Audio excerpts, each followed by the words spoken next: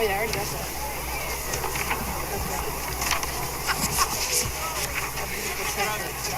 Cut off. I'll still have no space for all the stuff. I got possessions and flags. Yeah, so 8 of them were offensive, 5 of them were defensive. But we did leave the time of possession 28 to 19. Was good. 3 and 7 on third down, 2 and 2. 2 for 2 on fourth down. We did score on all 4 drives when we entered the red zone.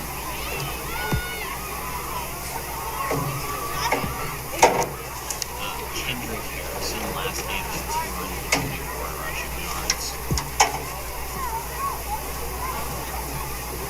You know, I was doing a division and I wasn't sure if it was correct because it's a 153 yards per game. Congratulations to the boys and girls cross country teams who competed last Saturday in the state cross country meet at Rimrock and Lawrence. The boys team finished in 7th place, led by Wilson Wesh, who finished 23rd. The girls team won the team championship as they won by 20 points overall. They were led by Gabby Converse, who took 3rd, Tara Kane, who took 7th, Isla Freer, 9th, and Andy Strathman, 15th. Yeah. Congratulations to Coach Marguerite. No, I just did the division with his games because, like, You know there's a stat of yards per game. Wait, I have it actually here. I have it. Here. 163.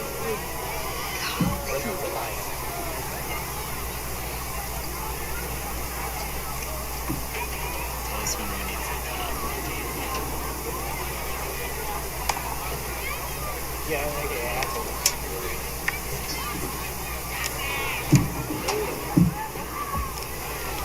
Tell us when.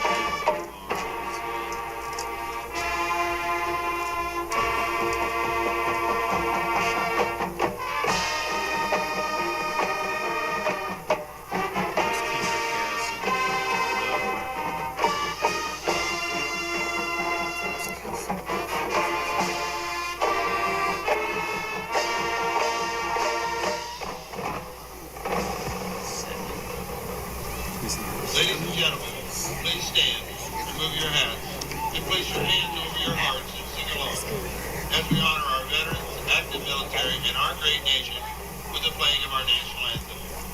Tonight, the Star Spangled Banner will be performed by the MHS Big Blue Marching Band under the direction of Dr. Joel Giddle, Director of Bands at Manhattan High School. Our colors are presented by the Color Guard from American Legion Post 17, represented tonight by Commander Mason Lutz, Marvin Ketterer, Chris Dunham, Matt Burany, and Dave Warner.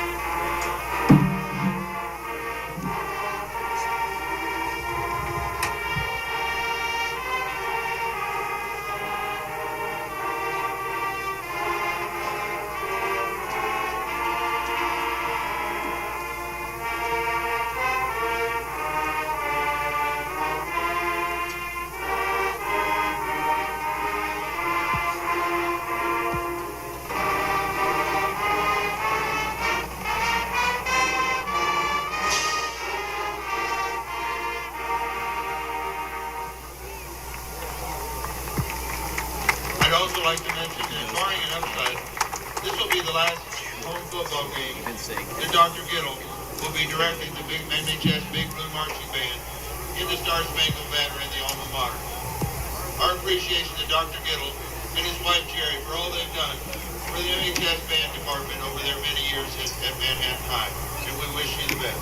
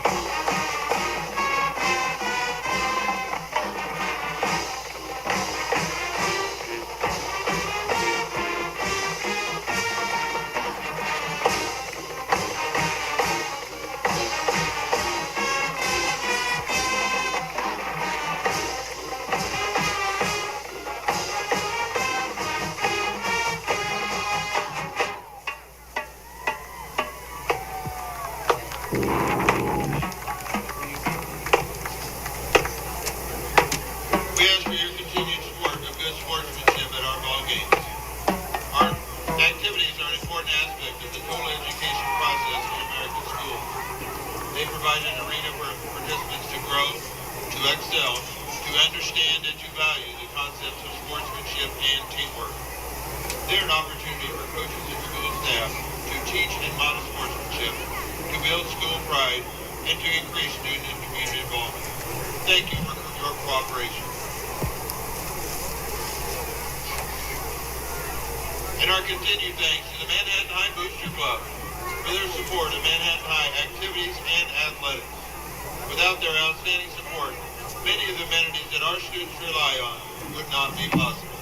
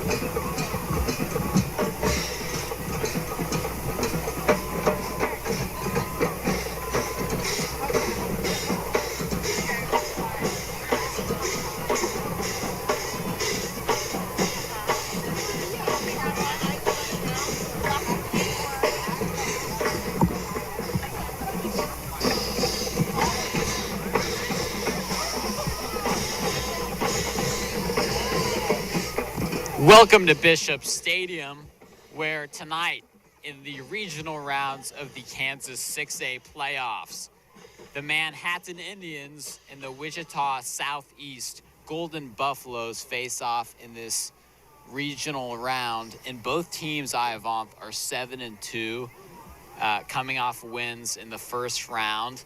And two very different games out of these teams last week.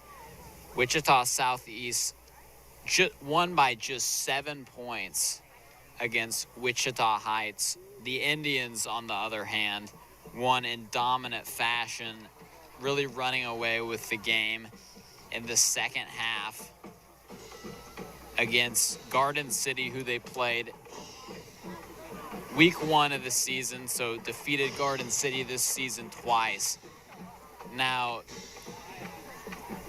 part of the success for these Golden Buffaloes has been the offense that they run. Can you tell me a little more about that, Ivan? Yeah, they run an old-school flex bone offense led by their quarterback, Mac Obar. He is a dual-threat quarterback. If he's that quarterback, look for him to use those legs. He's going to use those legs to get downhill quick. He's going to also use those legs to scramble out of the pocket if they're in a passing situation and extend the play, giving more time for his receivers to get open. And the Manhattan offense averages 34 points per game, while the Wichita Southeast offense averages less than that at 24 points per game. But the defenses of these two teams are pretty even, with Manhattan allowing just 13 points per game and one more for the Southeast Golden Buffaloes, who allow 14 points per game. So it should be a pretty even match on the defensive side of the ball. But as for the offense, I think Manhattan has the players to really run away with this game. One of those guys, Ivan, is Kamario Davis. Yeah, Kamario Davis, he's been playing really well in these last few games, few weeks. Some of his best football he's played in his life. He is definitely the primary workforce of this MHS offense. If he's running hard and breaking tackles, Manhattan will control this game 100%. And Kamario Davis this year has 5 rushing touchdowns as well as 1 receiving touchdown.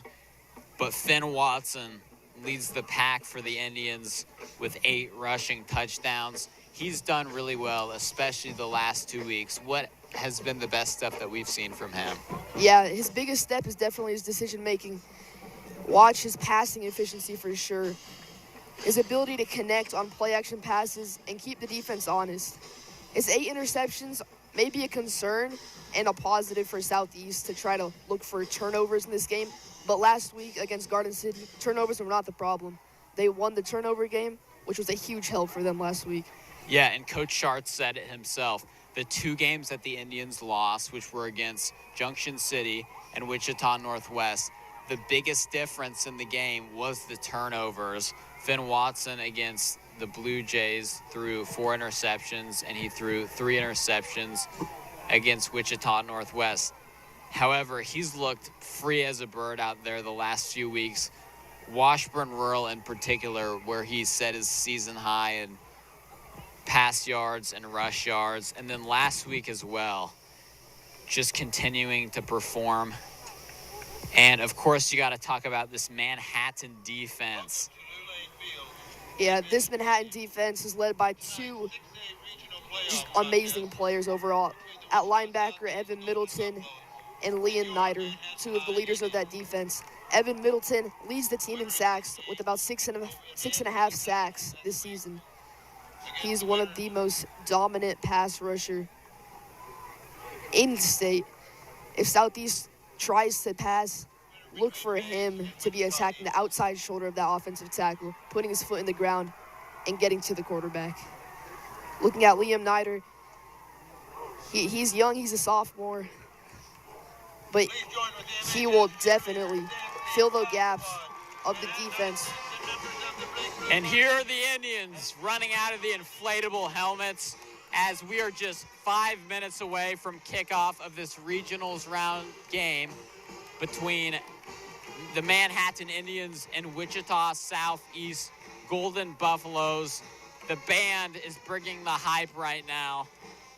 So are the cheerleaders, dance team, and the student section, which is starting to pack up here with 4:20 left until the start of the first half of a game that on paper looks like it'll be pretty close.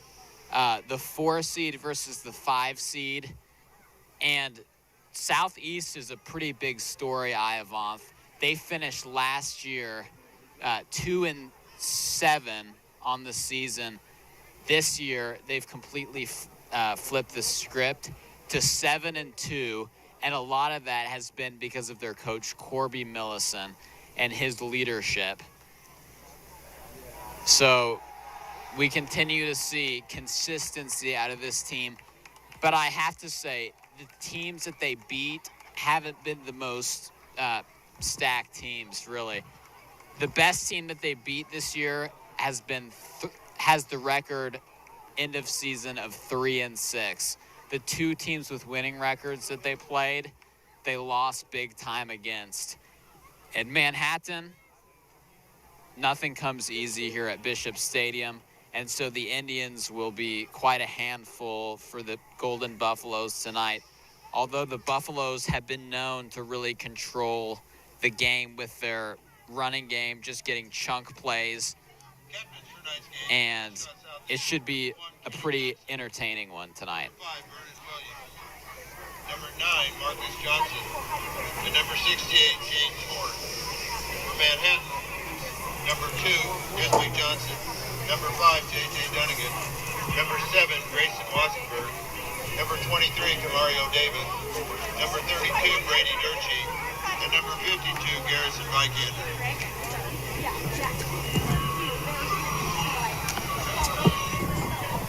We are just 2 minutes and 30 seconds away from kickoff on the field of Blue Lane Field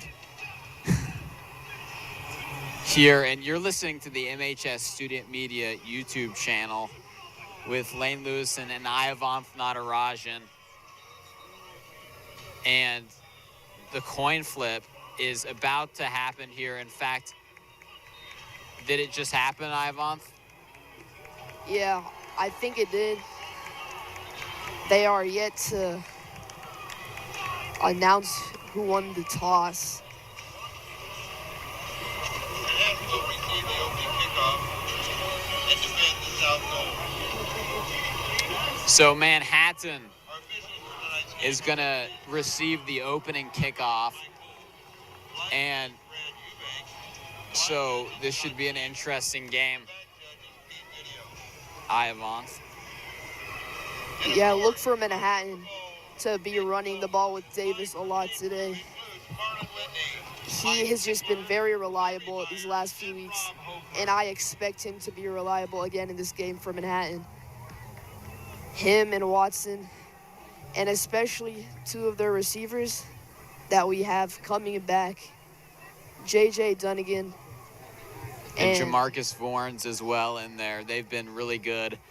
And they have been back for a couple weeks from injury. So at this point, they're really getting acclimated once again to the offense, and they do make a pretty huge difference.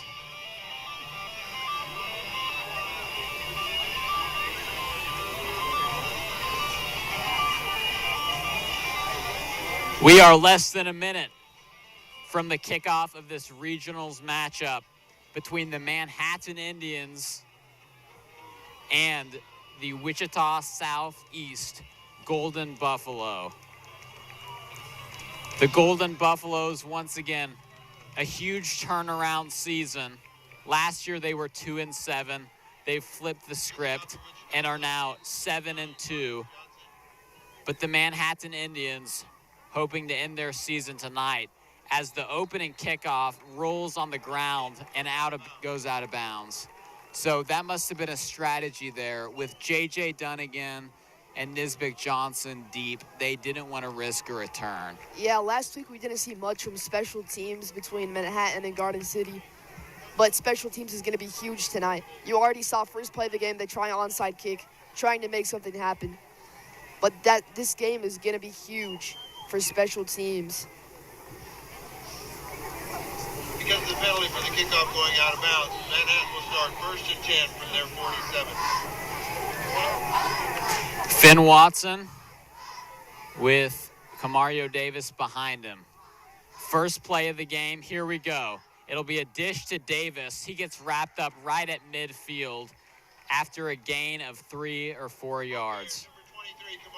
Yeah, one thing we're going to see a lot in this game is physicality. This is going to be a physical defensive game. We know Manhattan can play defense. We know Wichita Southeast can play defense.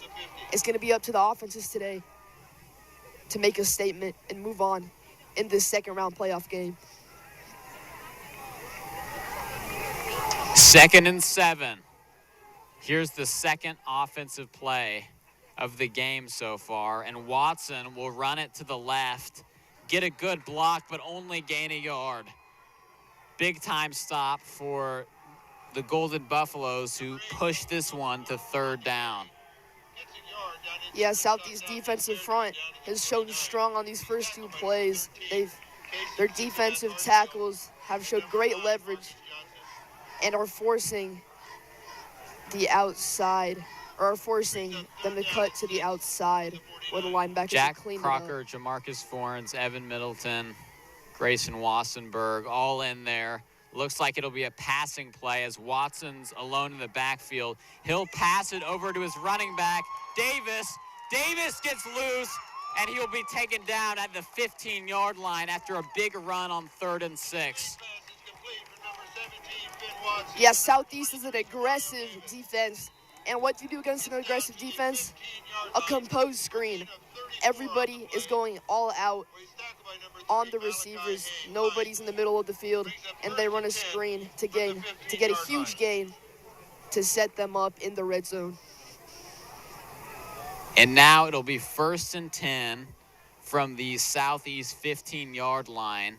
Still 10-10 left to go in the first quarter. It'll be a wildcat. Mortensen runs it, and he'll get inside the 10. Yeah, another positive from last week we saw Mortensen.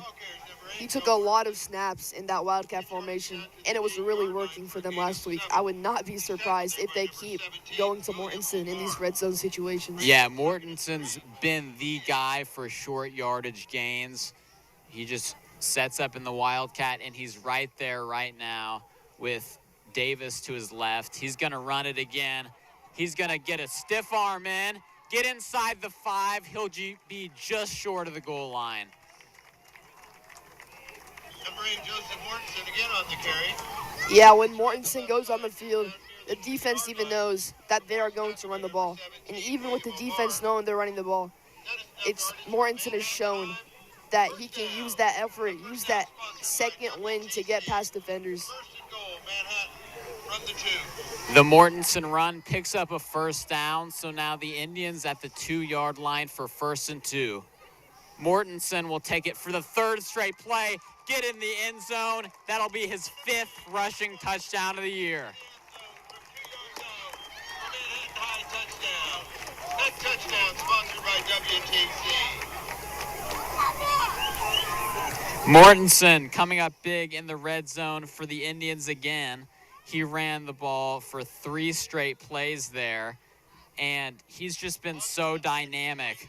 We didn't know his running ability until the Wichita Northwest game mid-season, but he's really taken off. He is now tied for 3rd on the team in rushing touchdowns, as Balderson will get it straight through the uprights, giving the Indians a 7-0 lead. Yeah, Balderson has been very reliable this season. I believe he's only missed 2 extra points on this season and only 1 field goal. And in these playoff games, kicking could be the X factor. As we've seen it before, plenty of times, a lot of these games, teams can kick a field goal or go for a Hail Mary. And having Balderson with the leg for Manhattan, I think that could be a great help in these playoffs. Yep, Balderson is 33 for 35 on extra points this season. So exactly the consistency that MHS needs, as Balderson will put the ball on the tee here, once the referee hands it to him at least, to kick it off after a big-time touchdown on the Indians' first drive, the first drive for either team in the game, giving the Indians a 7-0 lead. Kicking off is number 96, Prescott Balderson.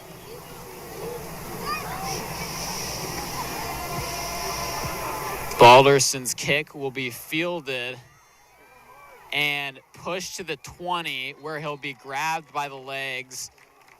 That was number 20 for the Indians, Sam Taylor, with the tackle. Yeah, look for Southeast to run a flex bone, a powerful offense. They are going to use a lot of this clock with those chunk yard plays. If they get 3-4 yards on each play, that's exactly what they're trying to do. They're going to try to make Manhattan have only a few possessions to try to make their statement in this playoff game. And the star running back fullback for Wichita Northwest is Kendrick Harrison. He has 218 carries for 1,452 yards. He averages 6.7 yards a rush. And he's had 7 100-plus yard rushing games this season. They just feed him the ball on repeat. Coach Schartz says that if we're going to stop this team, we need to force them to pass the ball, or else they'll just run Harrison through our throat. They also have other guys that can run, including quarterback Mac Obar. Yeah, he averages about 47. Yeah, as I was saying, he averages about 47 yards on the ground as a quarterback. And don't mention, he also has 5 passing touchdowns. And he is the definition of a dual threat quarterback. But I will say, Mac Obar has thrown 8 interceptions this season, just like Finn Watson on the other side. So that could be a weakness that the Indians try to expose in this game.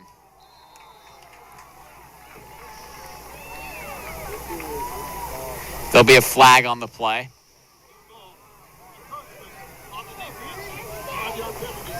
It'll be encroachment on MHS. Yeah, one thing we saw last week for Manhattan, they had 13 penalties for a net yardage of 107 penalty yards.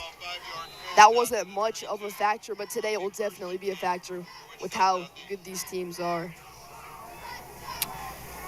8 minutes left to go in the first quarter. It'll be a handoff, and it'll once again be to Kendrick Harrison. Yeah, Kendrick Harrison, as we said before, he averages an insane amount of rushing yards, about 160 rushing yards per game, along with Obar's 47 rushing yards per game. But the heart of a flexbone offense is that O-line. And don't forget this O-line, about how physical they're going to be in this game. And Manhattan High is missing star linebacker Brady Durchie, who got injured last game. So that'll be a place to fill for sure. But the linebacker play, as you mentioned earlier, has been really good for the Indians.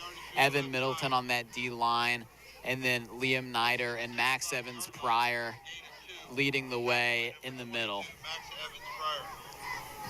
Yeah, going back to this Southeast offense, already you've seen that they've burned about 2.5 minutes of this clock, which is about the amount of time that Manhattan held the ball for. 3rd and 7 for Southeast on their own 35-yard line. First passing play, that looked like somebody got a hand on it. Yeah, as I said before, the quick MHS defense, they don't fall for passes. They're gonna suffocate you if you try to throw the ball. And it shows there with tipping the ball and forcing them to punt. The Indians with 2 high safeties, or really 2 return men deep. That is, this one will go in the air unlike the last one, and it'll bounce just outside the 40-yard line and roll out of bounds. So the Indians look like they'll start with pretty good field position. Yeah, both of their drives, they've had short fields. I believe their last drive started around the 45-yard line off the onside kick. And this will start at the 37-yard line as the Indians line up with Grayson Wassenberg, Max Evans-Pryor, Evan Middleton, and E.J. Massenberg. Kamario Davis joins Finn Watson in the backfield. He'll get the handoff, but taken to the turf after a gain of just 2 yards. Yeah, the Manhattan offense, as I said before, they're just going to run the ball a lot. Even if it's not working, still look for them to run it right down their throat. They may be doing a little more screens, as we saw on that last drive, that 30-yard blow-up play. Yeah, and the Indians have a variety of guys that can run the ball. Kamario Davis, obviously, but also E.J. Massenberg, Max Evans-Pryor, and probably the best of all, the big red zone option for the Indians, Joseph Mortensen. And this pass is completed to Evan Middleton, who gets inside the southeast 40-yard line. Yeah, we've been talking about Evan Middleton on the defensive side, but that catch right there, he is an athlete for sure. And for him to be producing plays on both sides of the field is just great for Manhattan in the playoffs. First and 10 from the Wichita Southeast 36. That ball, the snap went on the ground, but Watson picks it up. He'll run it, gets to the 30, to the 20, pushes his way to the 16-yard line where he's taken down eventually. Yeah, the linebackers got all sucked to the left side, leaving a huge amount of space for Watson to scramble. And don't forget about the legs of the quarterback.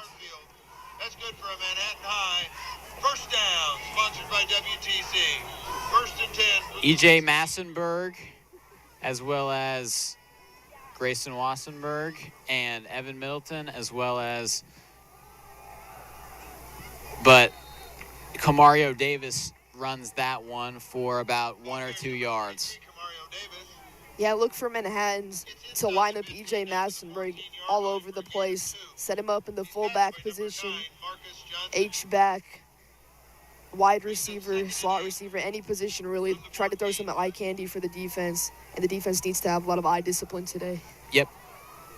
J.J. Dunnigan is the only receiver out wide. He's on the left side of the offense, and here's Mortensen taking up the gut once again. He stays on his feet and pushes to the 3-yard line.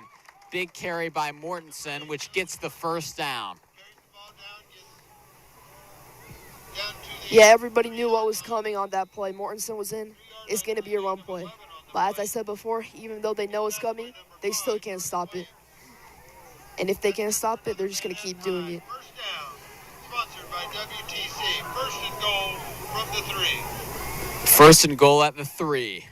Mortensen at quarterback. He gets the ball snapped to him, untouched in the end zone. You bet, Mortensen with his second touchdown of the game. Bounces it outside into the end zone from 3 yards out for the second Manhattan High touchdown.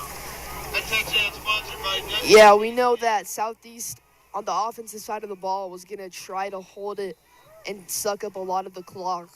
But when they fail to do that, 2 quick scores make it a 2-possession game. It'll be a little toss to Massenberg, who gets in the end zone for the 2-point conversion. 15-0 is the Indians' lead. Number 72, Bradley Chris Bump pitches it out. The number 10, A.J. Massenberg to go in for the extra point. Making score Manhattan 15, Wichita Southeast 0. Yeah, so far that run game, it's just really been the entire Manhattan offense, especially with Mortensen. How about the Indians just adding points to the board as much as they can get, attempting that 2-point conversion and being successful with Massenberg there? Could they be going for the running clock?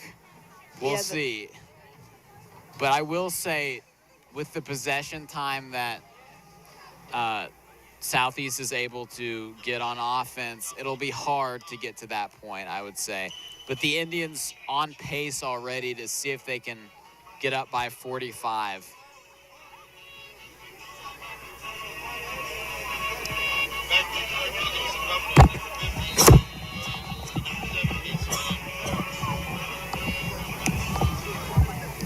After Mortensen's second touchdown of the game, Balderson has a good kick fielded at the 11, but the returner will fumble it, ball loose.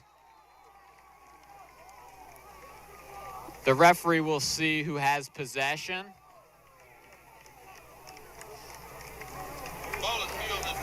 And it is Southeast who gets possession after a fumble by the return man. Yeah, that was a great effort to recover for Southeast. There was about 4 Manhattan players that were just falling on it, but the quickest to react was Southeast. And again, special teams, they're going to be huge today, and we've already seen a lot of action for both sides on special teams. 3:34 left to go in the first quarter. Second offensive drive for Southeast. On 1st and 10, the ball carrier, Kendrick Harrison. Is that Harrison?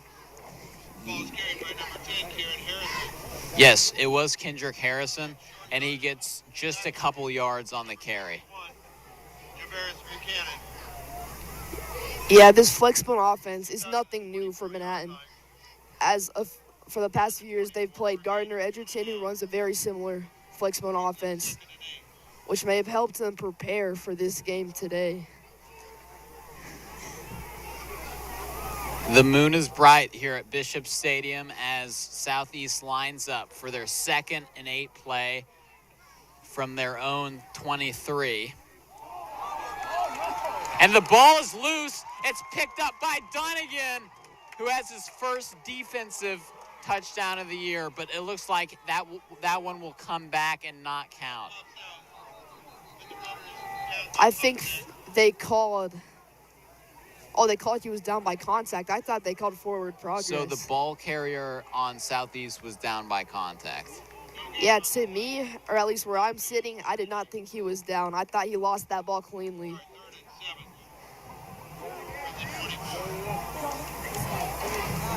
So we will, Wichita Southeast there is going to take a timeout. Now, Wichita Southeast is led by their head coach, Corby Millison, and he has some history with head coach Joe Schartz on the Indians. The two of them played together in the 1993 Shrine Bowl, and they've known each other ever since. Millison was the head coach of Emporia for 7 years and played Manhattan High 5 of those years. And he got fired from Emporia, but Coach Schartz has a lot of respect for Millison. And two really strong coaches on both sides.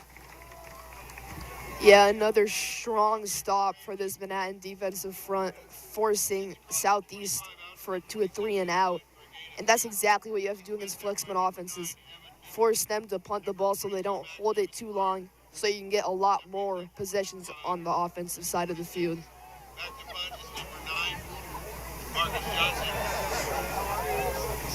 Just like last punt, it'll be J.J. Dunnigan that's deep. And this one is dropped. The snap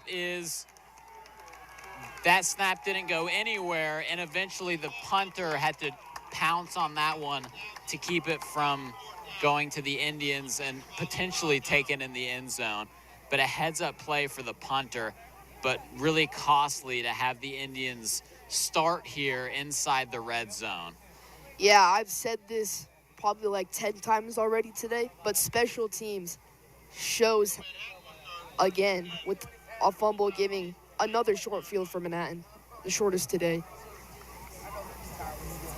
1 minute and 48 seconds left to go in the first quarter. Indians 1st and 10 on the 19-yard line. There will be a flag way before a snap could happen. And the Indians already backing up. That pitch against the offense will move the ball back 5 yards. That'll move it back to the 24-yard line. That's right there. Right next to the 2 penalties for Manhattan in this first half. If that continues to be a problem in this playoff run for Manhattan, they shouldn't expect to go very far if they keep having this much penalties.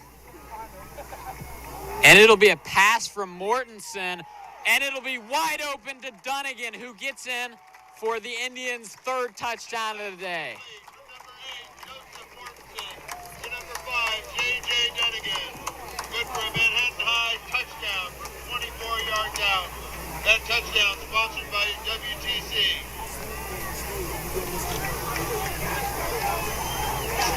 So that was J.J. Dunnigan's 6th receiving touchdown of the year.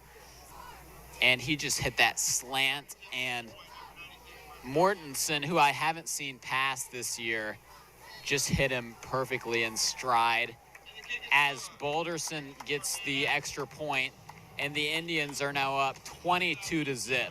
Yeah, I don't think anybody expected Mortensen to throw that ball. Their safeties were already creeping up before the snap, and Mortensen threw a dime right to J.J. Dunnigan to make this a 22-0 ball game in this first quarter. What a connection. When that ball went out of Mortensen's hands, I wasn't sure if it would make it in the palms of Dunnigan or the fingertips of Dunnigan, but he hit him, and I think Dunnigan with a pretty good adjustment there to be able to catch that ball. But it's still the first quarter, and the Indians already up 22-0.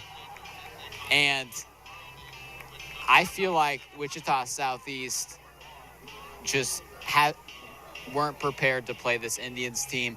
They've had a pretty light schedule so far this year. They have a good record, but the best team they beat was 3-6. And they've been pretty much locked down by the 2 good teams that they played, Capon and Bishop Carroll, who are both 5A schools.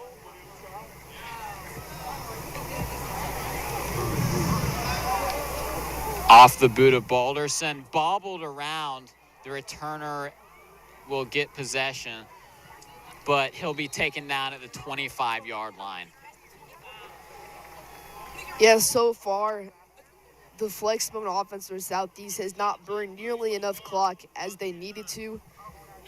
What I thought would be the amount of points Manhattan scores in the full game, which was 22 points, I would think that's how much they were going to score in the full game. But so far this first half, they have not been able to hold the ball. I think that Southeast just needs to find a guy other than Kendrick Harrison to run the ball. The Indians have stopped him very well this year. As the quarterback, Obar, takes it, but he's taken down right at the line of scrimmage by Dunnigan. Yeah, as you're saying, a different rusher or receiver for Southeast. They have 2 players that put a lot of pressure on themselves. Kendrick Harrison and Obar carry a lot of the load of this offense. And if you can shut both of them down, I think it's going to be a long game for them. It'll be a timeout for Southeast, their 2nd of the half so far, and that stops the clock at 1 minute and 4 seconds left in the first quarter, a quarter that the Indians have dominated from start to finish, offense and defense. The Indians started out with the ball, and then since then, they scored 3 touchdowns, 2 of which by Joseph Mortensen. The most recent one was by J.J. Dunnigan. And then the defense for MHS has forced 2 Southeast punts here at Bishop Stadium tonight. And it is cloudy, 52 degrees here. So a little chilly, but nice football weather.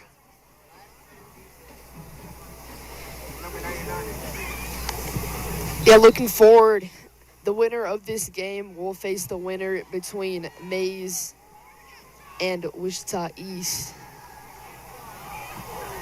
That pass is way over the head of the intended receiver, William Obar. Pass attempt for number 6, Mac Obar. Intended for number 17, William Obar.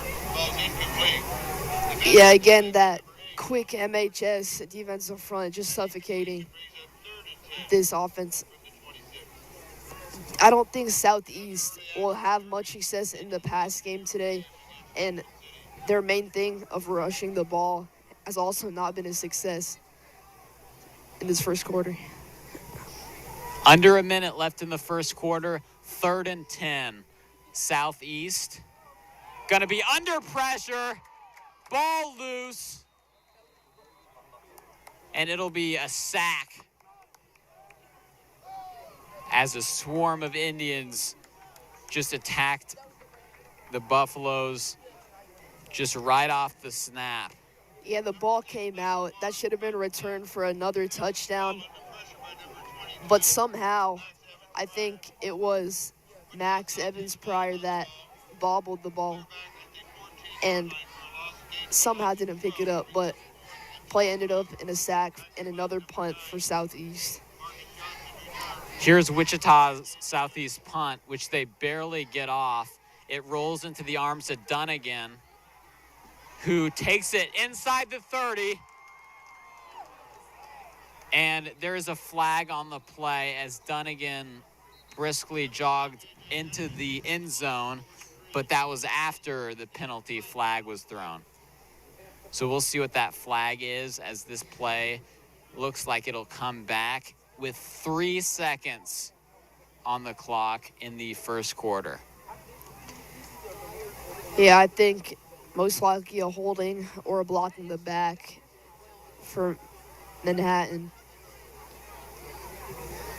which would be their 3rd penalty of the game.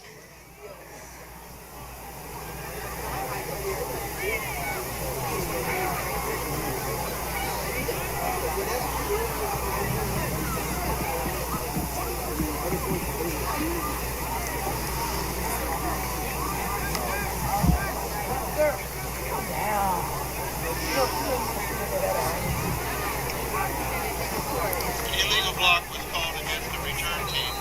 That penalty will move the ball, place the ball at the 32-yard line, where Manhattan will take over 1st and 10. So a legal block penalty sets the Indians back to the 32-yard line. This will be the last play of the quarter.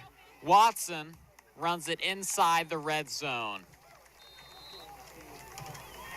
Yeah, a little bit of an RPO action going into the end of this first quarter. And so that'll conclude the first quarter of the game with Lane Lewis and Ayavanth Natarajan. We'll see you in the second quarter. That will be the final play of the first quarter. First quarter score, Manhattan 22, Wichita Southeast 0. 99. 399 there, right there. Oh yeah. That's lineman right there. That's him.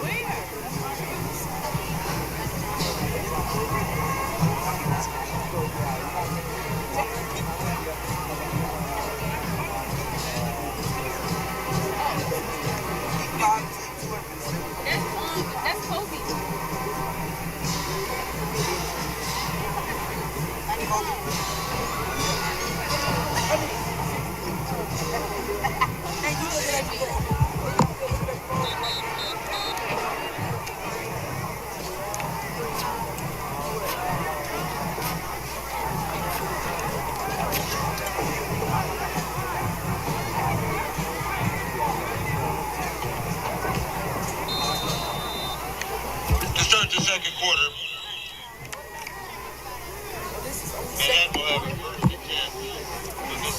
Manhattan to start out the second quarter. 1st and 10 at the 17. Carry by Camario Davis, who helps up a defender on Southeast after a gain of a few. A score update from the Junction City Derby game. Derby is winning 7-0 with 10 minutes and 30 seconds left in the second quarter. And we'll keep you updated with some of the other scores going around in Kansas. Yeah, so the higher seed in Junction City trailing right now by a touchdown. Definitely an interesting one. Handoff to Camario Davis, who takes it to the 5. Davis has got more carries than anybody in this game, at least handoffs for sure. But it'll be interesting to see who's out on the field. And it'll be Finn Watson, Caden Gaona, Jamarcus Fornes, Grayson Wassenberg, Evan Middleton. Davis is to the right of Watson. He takes the ball, gets in the end zone. Touchdown, Indians. Camario Davis goes into the end zone from 5 yards out for a Manhattan High touchdown. Sponsored by WTC. Yeah, 3 of the 4 touchdowns being on the ground for the Indians. Mortensen has 2 of those rushing touchdowns. And then Camario Davis, the reliable back for Manhattan, strikes again to make it 28-0. Pass, it is caught by who else? Camario Davis, who gets the 2-point conversion. Finn Watson completes the pass to number 23, Camario Davis, for the 2 points, making the score Manhattan 30, Wichita Southeast 0. Yeah, another score update coming from Mays versus Wichita East. Mays is winning that game 23-7.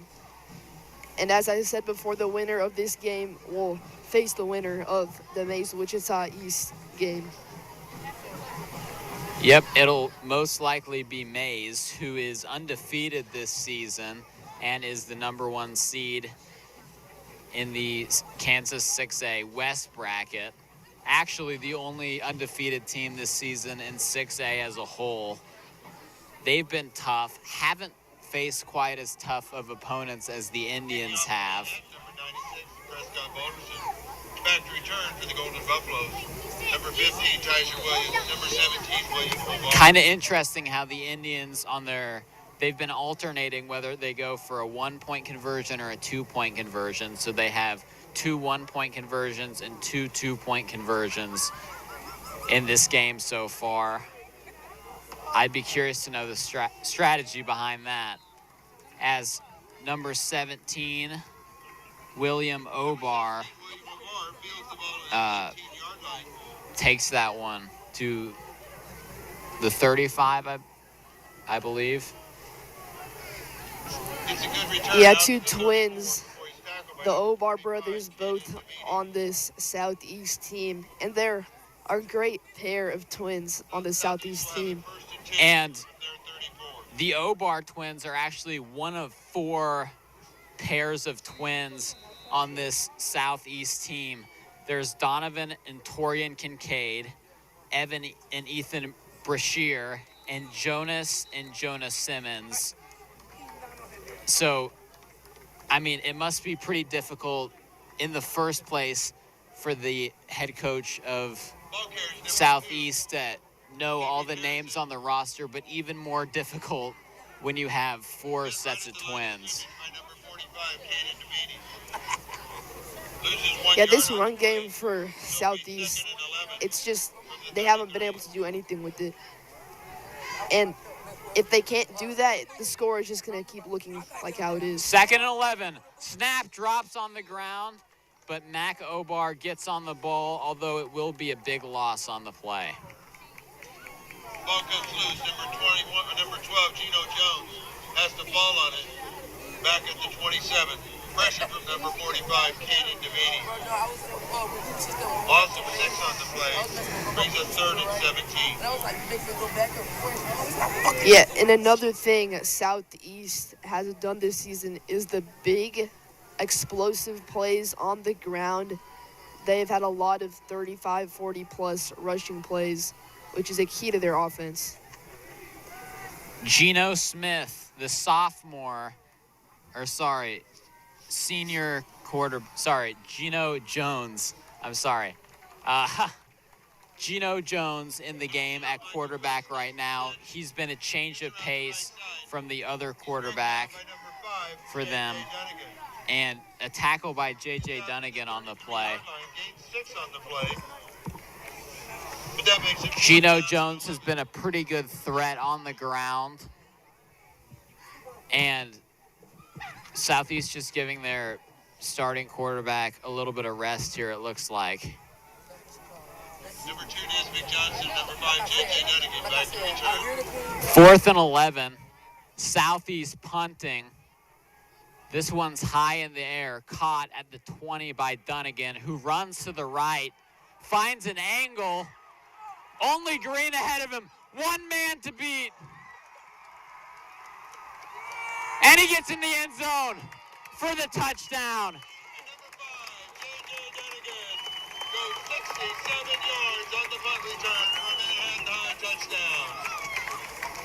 Dunnigan running 67 yards all the way into the end zone. Huge play by him, and it is his second touchdown of the game. Earlier in the game, he caught a pass from Joseph Mortensen, and the score is already hiked up to 36-0 before the conversion here. Yeah, J.J. Dunnigan is the best athlete in vertical threat on this Manhattan team. We know how good he is on the defensive side, but on special teams, he's also one of the best. Indians trying to attempt the 2-point conversion. This is direct snap to Davis. He pushes, and he will be in the end zone. Every bit of muscle went into bulldozing his way into the blue paint, and it is successful as the Indians lead 38-0 with 8:25 left to go in the half. The Indians can get up and start the running clock here in the first half. Yeah, that could be amazing if you're an Indians fan because of this flex bone offense. They're going to burn a lot of clock, but if it's a running clock, that flex bone is not going to be effective at all, as they could possibly run out a whole quarter with just one drive if it's a running clock in a flex bone offense. The Indians adjusting well to this flex bone offense. That's not really something they're able to practice as much in practice, but they definitely have watched a ton of film on how to stop these guys. The Indians have faced flex bone offenses before. Emporia this season. Last season, Gardner Edgerton was able to get the edge on the Indians with their flex bone offense. And now Balderson is going to kick it off. Back to return, number 17, William Omar, and number 15, Tyser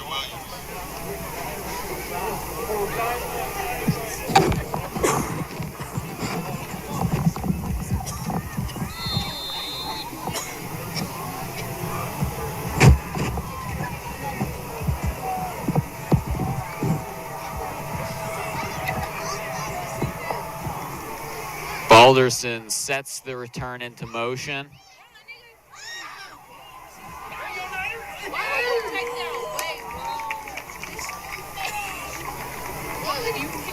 And number 15, Tyser Williams, takes the ball from his 5. It's a nice return out near the 28. He's wrangled down by number 12, Adonis Dunnigan. what do you think this Southeast offense needs to do to change the narrative so far? Yeah, they need to get some confidence in the passing game. Run some quick screens or just a quick slant. Try to get something going on the offensive side of the field and just get a groove. A lack of a groove on that play. A gain of just about nothing for Southeast, who has been It's just stagnant so far this game. Gets a yard out to the 29. Yeah, we haven't seen much of Obar's legs today. It's mostly just been Harrison. And they're going to need more than just Harrison if they want to beat this Indians team. Under 8 minutes left to go in the half. 2nd and 9 from Southeast's own 29. This will be a toss to number 0, Michael Cooks. There will be a flag on the play. Number 0, Michael Cooks on the carry. Tries to make yardage around the left end. Tackled at the 25-yard line. By number 9, Evan Middleton. There's a flag on the play. A loss of 4 on the play.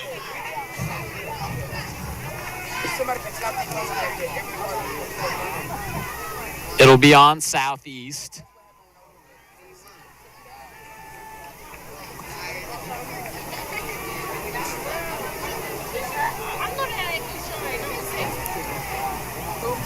Illegal block by the offense.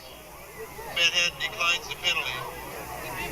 Loss of 4. So Manhattan will decline the penalty of a legal block, and they got a big tackle there, 4-yard loss, and it'll be 3rd and 13.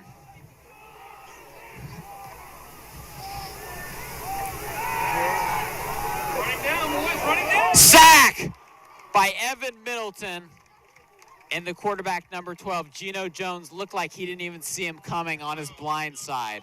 Yeah, if Southeast is going to try to pass, Evan Middleton will be there. He's going to come around the outside full speed and just try to make the quarterback uncomfortable as he did there, sacking him, forcing them to punt, and most likely giving Manhattan very good field position for the 6th time today. Yeah, 7.5 sacks this year from Middleton. Dunnigan catches it and will return it inside the 30. Still going, head full of steam, pushed out of bounds at the 15-yard line. Yeah, 2nd time today that they're starting the drive inside the red zone. That just tells you how this game has been going. And if you would expect a 4 seed to play a 5 seed and the score to be 38-0 in the first half, that just shows how good the Indians really are and how they can make a run in this playoffs. 39 yards on that Dunnigan return. He's been cooking on these returns. I'm really surprised that Southeast is still punting it to him after what he's been able to do. Watson hands it off to Massenberg. Massenberg corkscrews, gets inside the 10. And he'll be taken down at, it looks like about the 6-yard line.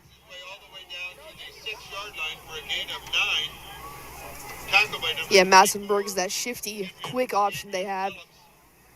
And it shows there, showing that little 1-2 spin move, getting a little extra yardage. Vorns and Max Henry are on the left side. Watson will take it in for about maybe a yard, a short yardage gain there. Number 17, Finn Watson on the keeper. Gets down to the 4-yard line for a gain of 2. But that's good for Manhattan High. First down. It'll be 1st and goal from the 4. That first down sponsored by WTC. With a touchdown and an extra point, the Indians can make it a 45-0 lead, which would enact the running clock. That won't happen quite yet, as Massenberg is a yard short of the goal line. Yeah, in the first 2 plays of the game, you could see that the Southeast bench and their fans, they were on their feet. They had the momentum on those first 2 plays. But after that screen on that first drive that gained about 30 yards, it's been dead silent on that side of the field.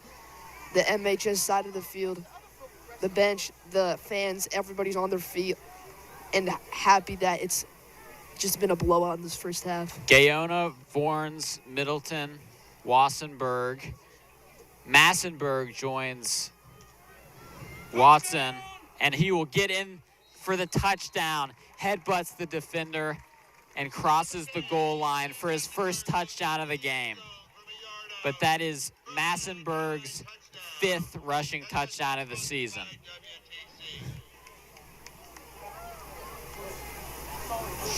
Yeah, this is a huge extra point for Manhattan because it will enact the running clock. On to 50 extra point, number 96, Prescott Balderson. The long snapper, number 72, Brecken Chris Funk. And the holders, number 17, Ben Watson.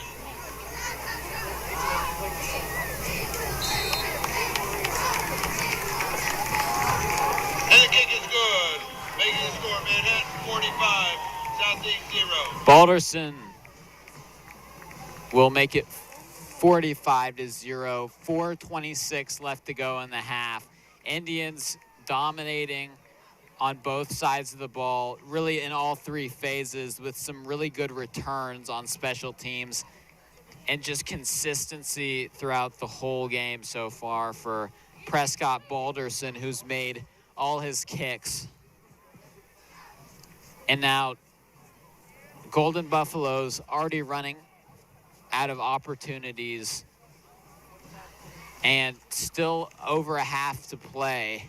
So I wouldn't completely count them out, but windows are closing and they will stay closed as the Golden Buffaloes fight for their season against Manhattan, who honestly, this might be the best they've looked all season. Yeah, if I'm Southeast right here, I just get a field goal on the board, try to stop the running clock so you have a little more time to work with on offense.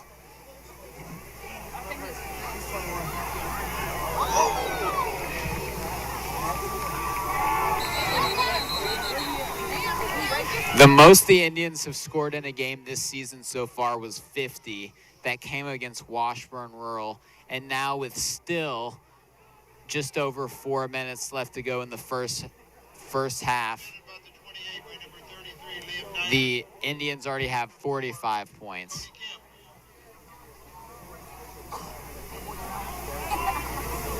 Wichita Southeast will have it at their 28-yard line. 1st and 10.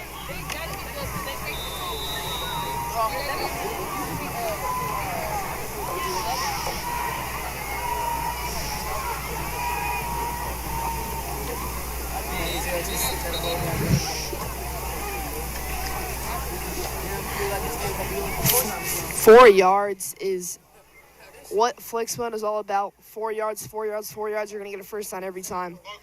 But that is not what they've been able to do today. Wichita has been limited to 1 or a loss on nearly every one of their running plays, which is a huge reason on why it's 45-0. Yeah, so correction. The 50-point game for MHS was against Topeka High. That was senior night on October 17th. In the Washburn Rural game, the Indians actually scored 43 points. So a good catch there for you, Ivan. But still, 50 points is the most the Indians have scored this season in a game. And they already have 45 here tonight in the regional round. Makes it 3rd and 10. I know in Mississippi they be going up to 15 now. So many people go. 3rd and 10. Southeast, a screen pass to the right. It'll be a gain of a couple on that right side of the field. Yeah, and if Wichita wants to even get a field goal on the board, they're going to have to speed up because this clock is running, and they have to speed this ball up and run no huddle or something because they only have 2 minutes to work with, and the clock is not stopping. It is a chilly 51 degrees here as it is dark outside I feel like the time change plays a pretty big effect. This is the first game that the Indians have had since the time change happened this weekend, as there'll be a flag on this punt attempt for Southeast. It'll be on Southeast, and we'll set them back for now an even further distance.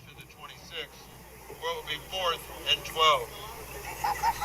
Yeah, overall for Wichita Southeast, it's been a clean game with the penalties. But if you can't get an offense going, the penalties won't matter. And now the punt's off. He was pressured, but a pretty high punt, although it does go, I think, out of bounds, if not right on the edge. A quick update from the Mays Wichita Wichita North game. Yeah, Wichita East game. So Mays is winning 30-7, and likely there will be the one that the winner of this game will be playing. And it looks to me that Manhattan may be moving on, at least from this first half perspective. And a Mays-Manhattan matchup would be at Mays, as the Mays Eagles are the 1 seed and Manhattan High is the 4th seed.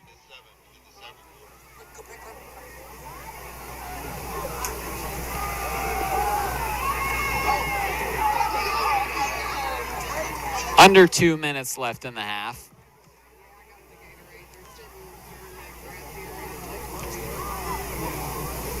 Ball carriers number 10, E.J. Massenberg. Another score update we have from the Junction City Derby game is it's the same score, low-scoring game. Derby is winning 7-0 with about a minute and a half left in that game.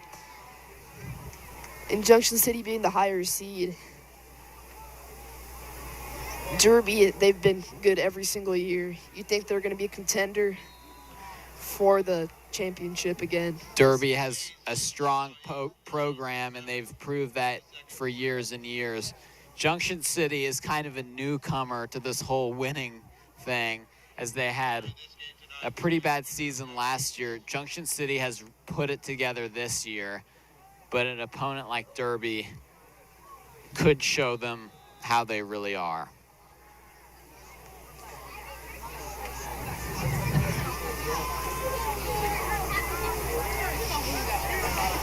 Second and 3 for the Indians.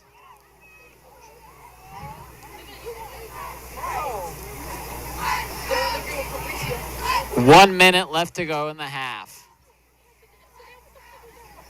The Indians just trying to whittle away time, as they'll just have a couple more plays before the end of the half. Massenberg gets the dish, pushes it into Southeast territory, and will be taken down just before the red zone. He'll be down at the 21 or 22 yard line. Great yardage down to the 21-yard line. 33 yards on the carry. He's tackled by number 24 and number 1, Kenny Jackson. Good for another Manhattan High first down, sponsored by WTC. And looks like we're going to go to halftime with Manhattan showing the kneel. Watson kneels, and that'll be the end of the half. Indians have just commanded this whole game as they run into the locker room now, up 45-0 as the last second trails off the clock. And that'll be it for us in this half. Lane Lewis and Ivan Natarajan. We will see some good performances here at half. Look forward to that, and we'll see you in the second half.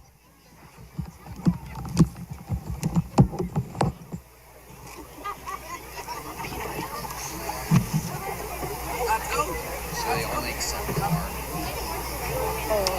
Well, they accept cash.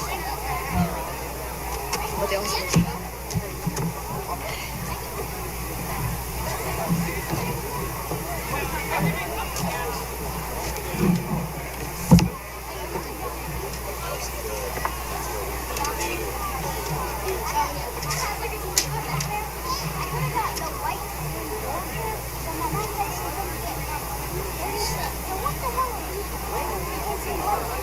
Ladies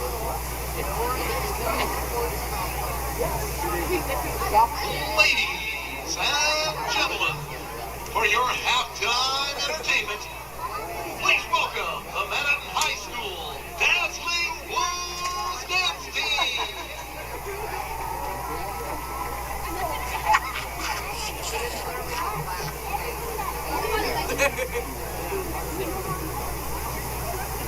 Tonight, the Dazzling Blues will perform a country routine to a song made famous by country artist Jason Aldean.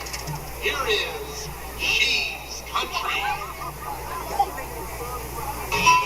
Boys are with a real country girl.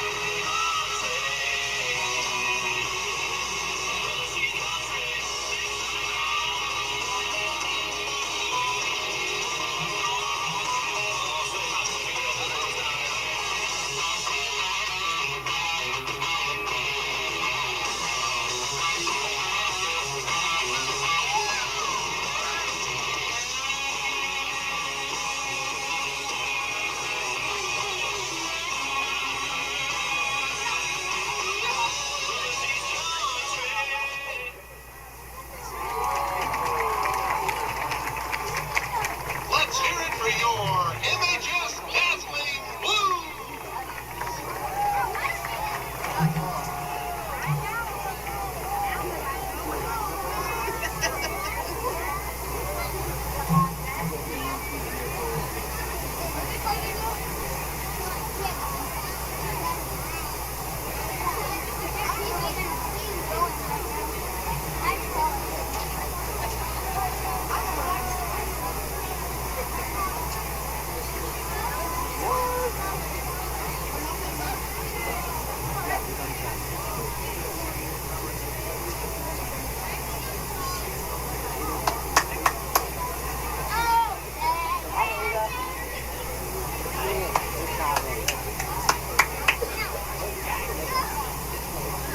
Up next, the Big Blue Marching Band will perform a tune to celebrate next week's Veterans Day festivities. Here is God Bless America.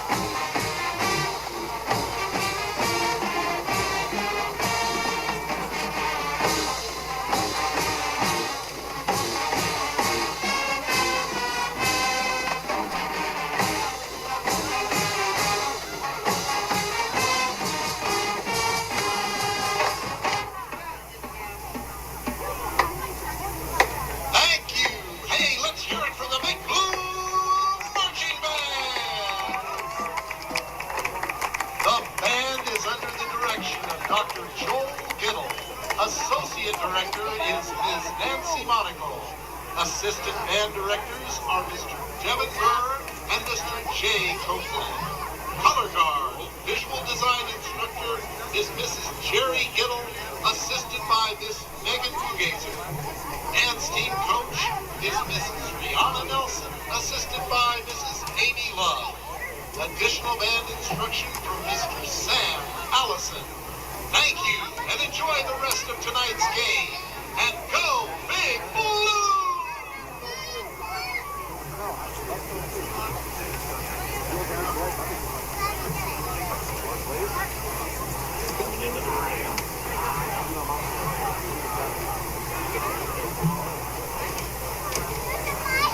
Ladies and gentlemen, if you would all turn your attention to midfield, where Manhattan High Principal Michael Dorsch and Athletic Director Mike Marsh would like to take this time and recognize WTC and Steel and Pipe and their representatives, along with two very special individuals who orchestrated the purchase and installation of the new video board here at Bishop Stadium, Blue Lane Field. First, we would like to recognize WTC and their representatives, Jeff Sackreiter and Lane Lindhorst.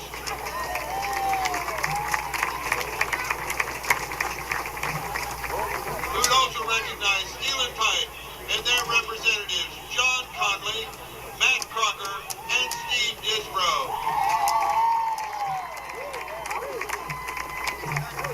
These two local companies were instrumental in supplying the majority of the funds necessary needed to install and the purchase of our new video board here at the south end of the stadium. Their contribution and gift have made much for the improvement, the looks of our overall facility, and the excitement for athletic events. It is with much appreciation and gratitude that we recognize the gift that you have all given us here at Manhattan High School. Our district administration, high school administration, coaches, parents, and players are very thankful for your input and the care you have for our students, school, and community. Please give our sponsors a round of applause for all of their efforts. Thank you so much.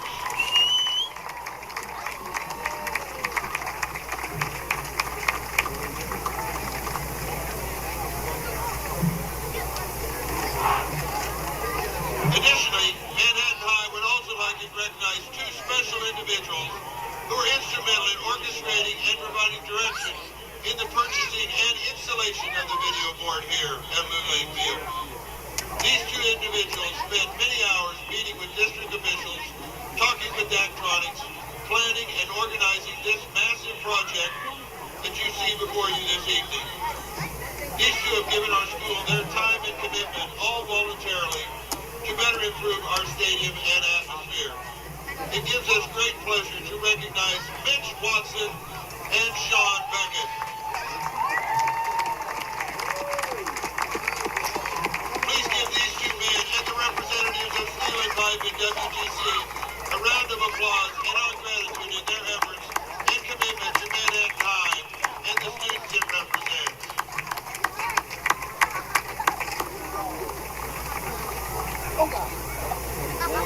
We are Steel and Pipe Supply. We lift, kite, ride, process, move, and ship. Steel that builds America.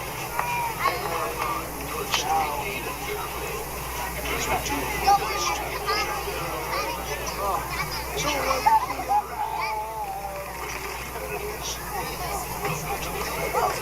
That's everything that he can ask to. Then when he sees that he does it. Oh, I can remember that.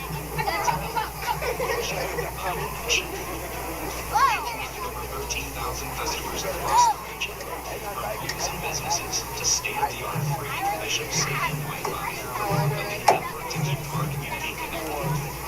Proudly supporting MHS football for the people of Manhattan. WTC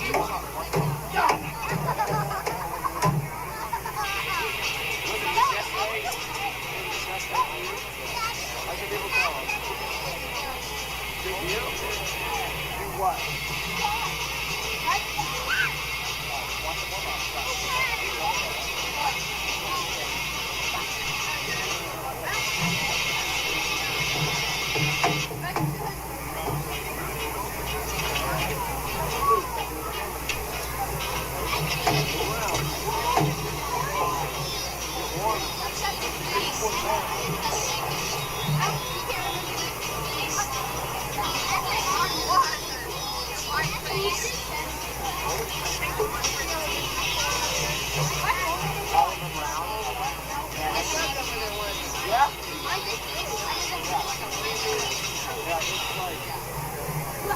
First out of group, locally owned and operated since 1979.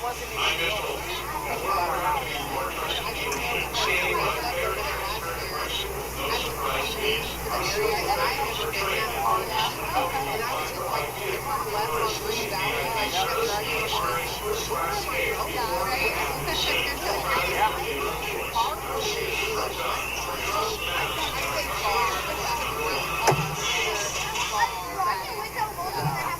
Lawrence does it, believe it or not. If you guys explore a little bit. Last score we had in the second quarter, Washboro had retained the lead in beating Wichita Northwest 21-17 in the second quarter. The last score we had was Derby 7, Jackson City 0 in the second quarter. In the second quarter, Hank leading Wellsville 21-0. I mean, since I was at my 5:30 or 5:30, nothing. How 7 is going to sleep?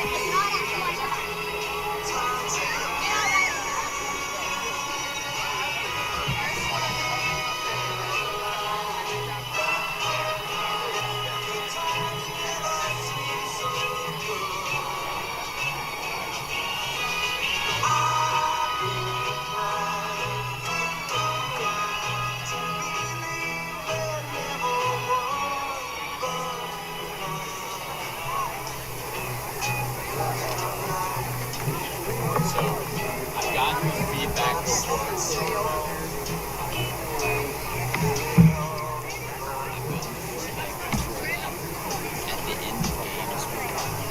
end of games where exaggerate things too much, because I think last game when we were destroying the corner, I was like, that's a big criminal recovery or whatever.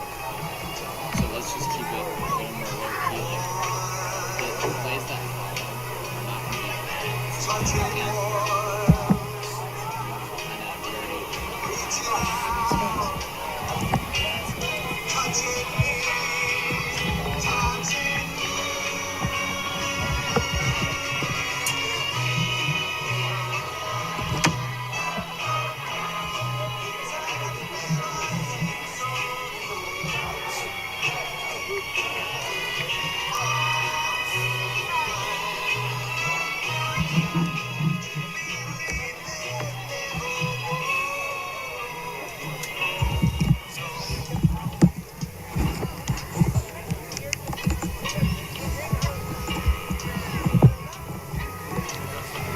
Under 3 minutes left in this intermission here. We saw a great performance by the dance team to start off the halftime show. And then we got the band who had a performance.